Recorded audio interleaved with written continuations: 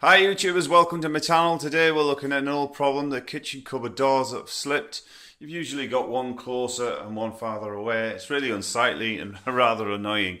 So all you need to fix it is one of these. It's a dead easy fix. When you come into the cupboard you'll see two hinges, one and two. Okay, all you got to do is you got to flip the covers. That one there. Okay.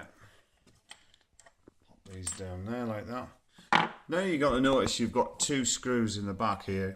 That one holds the kitchen door, cupboard doors to the actual unit, and that's the adjuster.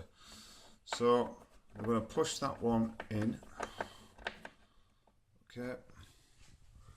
And then we're going to pull this one out.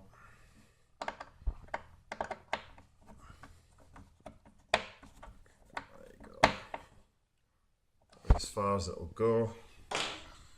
And we're going to check that it's straight. That's fine. If you're happy with that, it's just a case of then popping the covers back on. They just clip on like that. These little clips in the back. There you go. Dead easy. Job done. That's it. Simple fix for your common problems around the house. Okay guys, thanks for watching. Why not subscribe? I'd love to see you there. Bye for now.